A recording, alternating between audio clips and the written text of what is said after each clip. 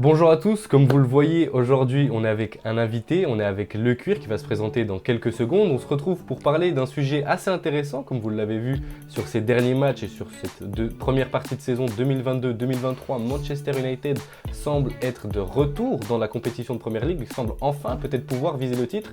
Et c'est justement la question qu'on va se poser aujourd'hui, est-ce que Manchester United va pouvoir gagner le titre de Premier League? Mais tout d'abord, je vais laisser Le Cuir se présenter. Salut à tous, déjà merci beaucoup pour l'invitation, BO Football, ça fait bien plaisir, deuxième vidéo avec toi.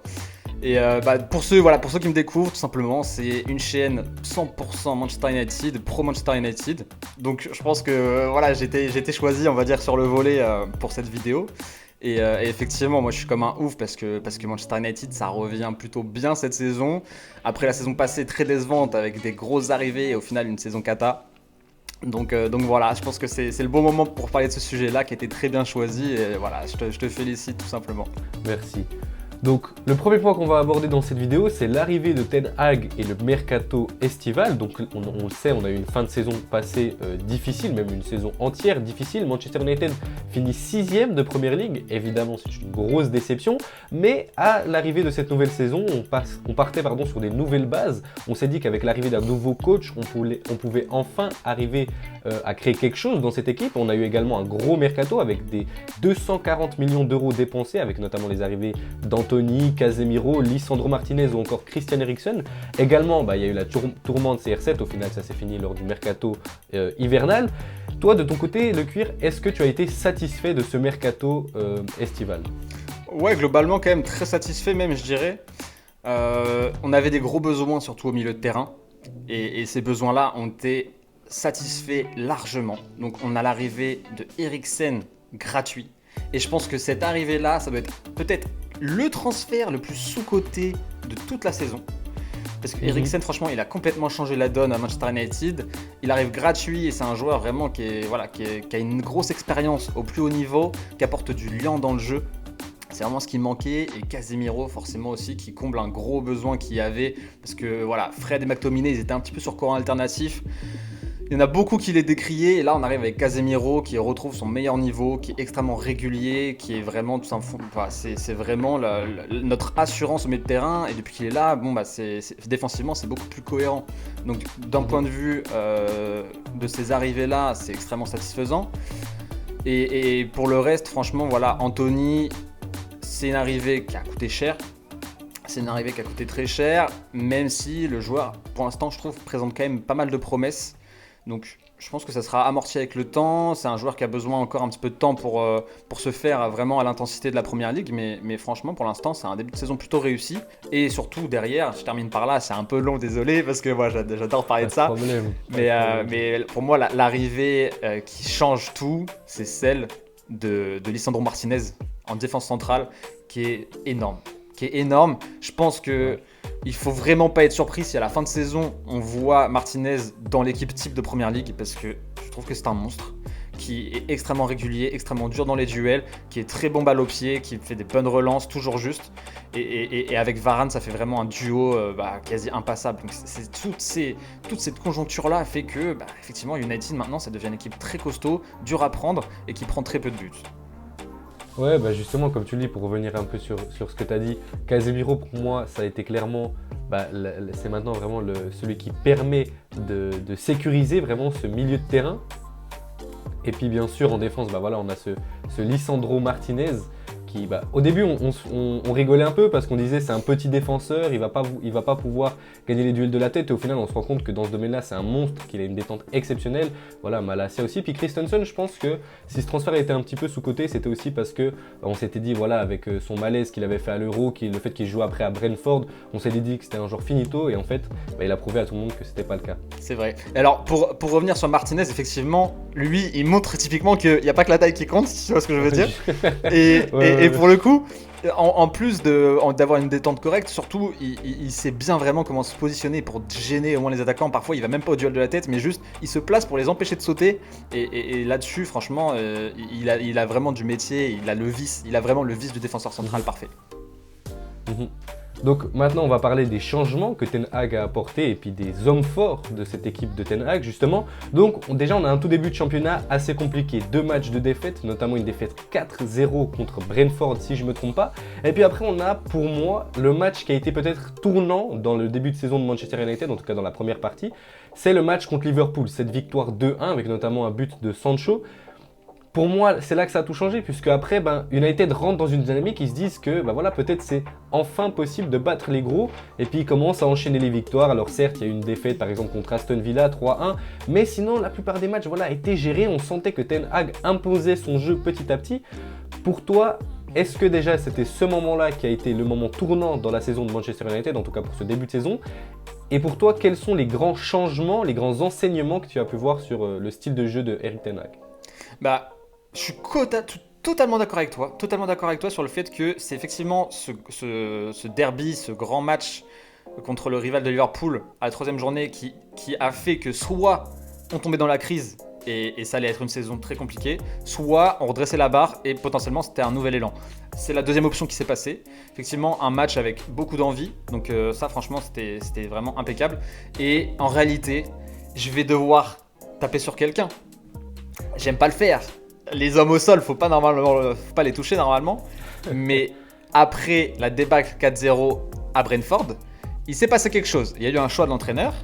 Et si les gens qui connaissent United savent très bien de quoi je parle, après la débâcle 4-0 à Brentford, Erik Ten Hag prend une décision forte. Il sort son capitaine Harry Maguire du 11.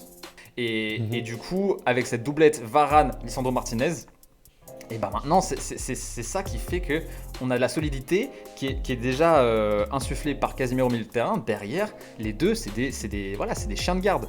Et c'est pour ça que c'est effectivement... Alors, en plus du résultat sur le match contre Liverpool, je pense que c'est la décision de Ten Hag, d'un point de vue managérial, de sortir Maguire du 11, qui fait que United, aujourd'hui, ça joue potentiellement le titre. On va peut-être en parler. Ouais. Justement, moi, comme tu le dis, pour moi, Maguire, fallait déjà le sortir depuis un bon petit moment. Puis en soi, quand Lisandro Martinez est arrivé dans l'équipe, je pense que tout le monde s'attendait à ce que Maguire sorte du 11. Déjà, le fait qu'il ait le brassard de capitaine, encore, vu les performances. Et puis, même en dehors, il a eu une bonne période à Manchester United où il était vraiment bon et puis il assurait de l'assurance tout simplement pour ses coéquipiers. Mais là, même, il avait plus de confiance, donc c'était impossible de le relancer. Donc pour moi, c'était la meilleure décision à prendre. Et puis, maintenant, du côté des hommes forts, pour moi, je te laisserai donner les tiens, mais pour moi, si je devais donner 3 hommes forts de ce Manchester United-là, pour moi, il y en a un à chaque ligne. Il y a Marcus Rashford en attaque, qui a su remonter le niveau, qui était dans une phase très très compliquée la saison passée, mais pour moi c'était aussi peut-être dû au fait qu'il y ait Ronaldo qui prenne toute la place et qu'on joue sur Ronaldo la saison passée, c'est peut-être dû à ça. Au milieu de terrain, pour moi, Casemiro, quand je regarde les matchs, j'ai pas regardé tous les matchs de Manchester United, tu sais sûrement mieux que moi, mais pour moi, Casemiro, vraiment, comme je l'ai dit avant, il apporte de la solidité, il a du vice, il est défensivement, il est exceptionnel. Et puis en défense, comme tu le dis, Lisandro Martinez, exceptionnel. Je pourrais même mettre aussi en fait toute la défense presque. Tyrell Malacia, Varane est exceptionnel. Pour moi, si je devais donner 3 hommes, je dirais Rashford, Casemiro et Lisandro Martinez. Quels sont les tiens? Je suis assez d'accord avec toi sur le fait qu'il y a un homme fort par ligne. Mais moi, je vais ajouter une ligne quand même. Parce que là-dedans, il faut parler aussi de De Gea quand même.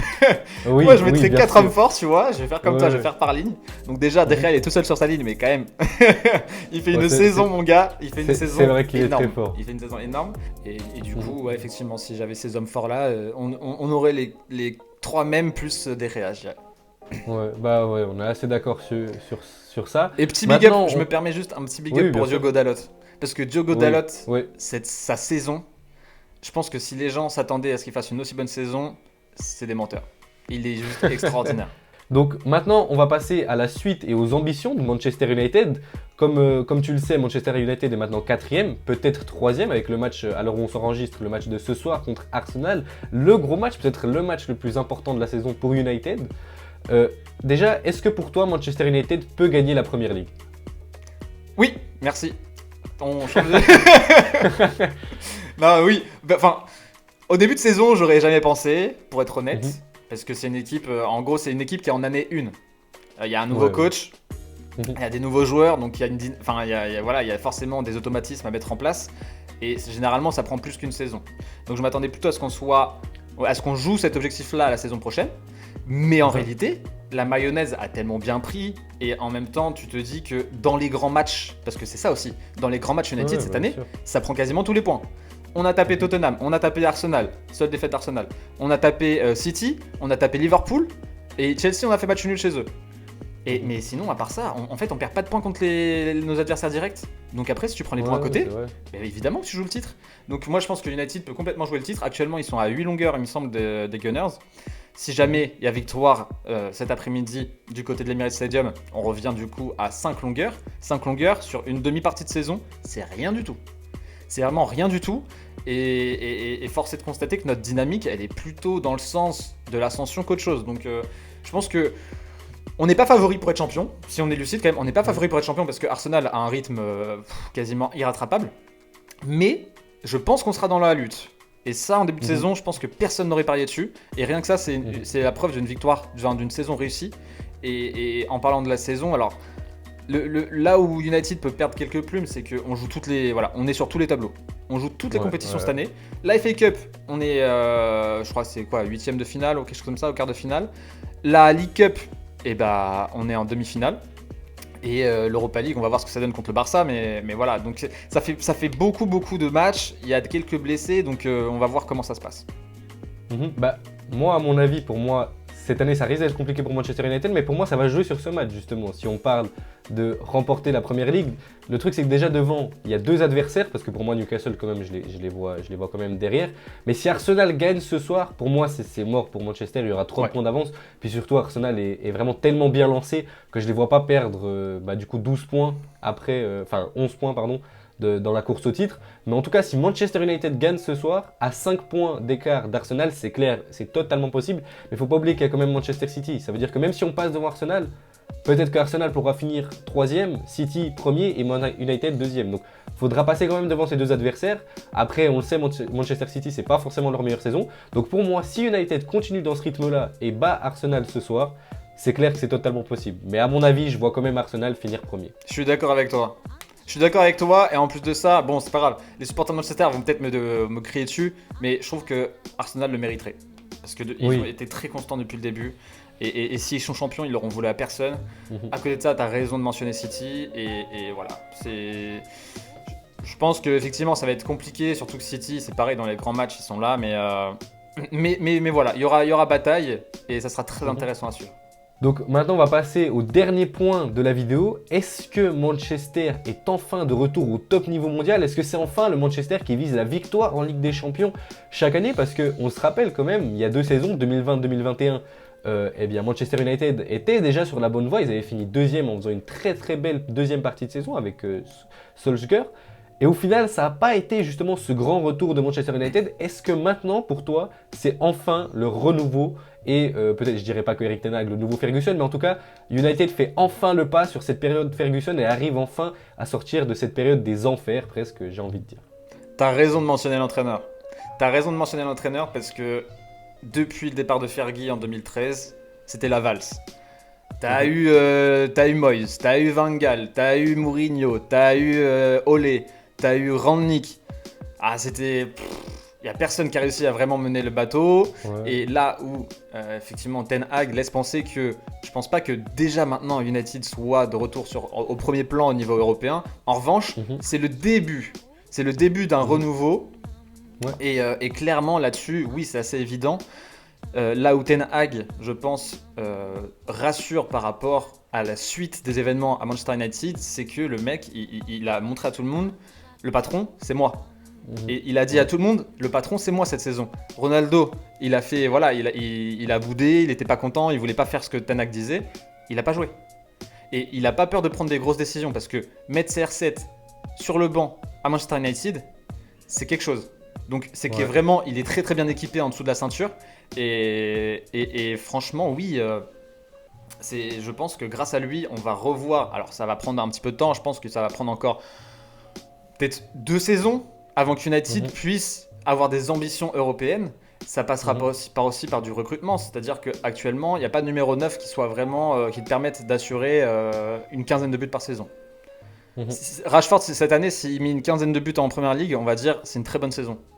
Mais il faudrait qu'on bien arrive sûr. à choper. Alors, il y a des discussions pour cet été. Il y a beaucoup de choses qui vont jouer cet été. Cet Ouais, été, alors il y a c'est ça. Vlahovic à aller chercher parce qu'il faut le sauver du naufrage de la Juve. C'est clair. Il y a Harry Kane qui a dit apparemment qu'il serait OK pour venir. Et si jamais on Ouais. prend Harry Kane, je suis désolé, mais c'est limite dès la saison prochaine qu'on a une ambition européenne. Ouais. Et après, tu as d'autres joueurs à aller chercher, genre Osimhen des pistes, il y en a plein. Mais ça va passer par un recrutement majeur en poste de numéro 9. Pour moi, tu vois, est-ce que c'est déjà le début du grand Manchester United? Je pense que c'est possible. Et surtout, justement, avec Ten Hag qui, justement, pour moi, assure enfin cette autorité. Et surtout, j'ai l'impression qu'on a un peu dégagé les gros égos, ceux qui posent problème, tu vois. Ouais. Déjà cet été, Pogba est parti à la Juventus, on ne l'a pas prolongé. Moi, il y a quelques fans de Manchester United qui étaient un peu déçus, mais en soi, Pogba, qu'est-ce qu'il apporte à Manchester United, tu vois? Il a eu quelques bons mois, des périodes, mais c'est quoi? Il est arrivé en 2016, si je ne me trompe pas, ça veut dire sur 6 ans de contrat. Je suis désolé, mais pour moi, c'est un gros flop et on l'a dégagé. Ronaldo qui posait problème parce que, je suis désolé, mais à son âge, le fait qu'il soit remplaçant, c'est bien, tu vois, de dire que tu es remplaçant à Manchester United à 38 ans, c'est excellent. Mais ça posait problème, ok, on le vire. À l'époque, quand il y a eu les problèmes Mourinho-Pogba, on n'a pas viré Pogba, tu vois, parce que Pogba c'était la star. Bah là, cette fois, l'entraîneur, il n'a pas peur. Il vire les jeux. S'il y a un problème, tu te dégages. Et pour moi, c'est ça, c'est l'autorité qu'a Erik Ten Hag. Et c'est clair que ça peut faire changer les choses. Mais pour moi, comme tu le dis, voilà, c'est pas encore maintenant que Manchester United est de retour. Pour moi, voilà, comme tu le dis, dans 1 ou 2 saisons, United pourra jouer les gros titres, surtout justement comme tu le dis, si Harry Kane par exemple arrive au club, tout pourra se jouer. Pogba, je dirais pas que c'est un flop parce que il a quand même, en vrai, il a pas apporté masse de titres, mais il a quand même été bon. Moi, je dirais quand même qu'il a Oui. été bon. Alors, est-ce qu'il a valu le prix de son transfert? Peut-être pas, mais je dirais pas que c'est un giga flop. On a vu pire à Manchester United. Je pense à Di Maria notamment. Oui, C'est bien oui, pire. bien sûr. Oui, non, mais quand je dis que c'est un flop, c'est, tu vois, pour moi, comme je te dis, il a eu des périodes où il était même excellent, même ses 6 premiers mois à Manchester United, bah, c'était dans la continuité de ce qu'il faisait à la Juventus. Mais le problème, c'est qu'il ne t'assurait pas cette assurance, justement, il pouvait pas être là toute la saison, la plupart du temps, parce que soit il se blessait, soit voilà, soit... Bah, après, il y a eu aussi la brouille avec Mourinho, mais ce que je veux dire, c'est que t'avais pas ce genre où t'étais là, ok, lui il est là, t'es sûr qu'il sera là cette saison, tu vois. Et c'est pour ça que pour moi, c'était quand même un flop, c'est un joueur très très bon, mais par période, j'ai trouvé. Donc c'est pour ça que je trouve que c'était un peu une déception du côté de Manchester United. Mais donc voilà, maintenant on arrive à la fin de cette vidéo, donc on arrive à la conclusion que cette année Manchester United peut le faire. Tu sais quoi, comme t'es l'invité, je te laisse faire l'outro de la vidéo. Ça marche, ça marche, ça marche. Ok, bah écoutez les amis, vous qui nous regardez, j'espère que vous avez kiffé cette vidéo. Si vous avez kiffé cette vidéo, on fait quoi? On donne de la force à BE Football et à moi-même, on like la vidéo. Si vous connaissez pas déjà, enfin si vous n'êtes pas encore abonné à BE Football, c'est le moment de le faire. Et sur ce, je vous dis tout simplement Glory United, on sera champion fin de saison et voilà, vive Erik Ten Hag tout simplement. Allez, ciao ciao. Ciao ciao.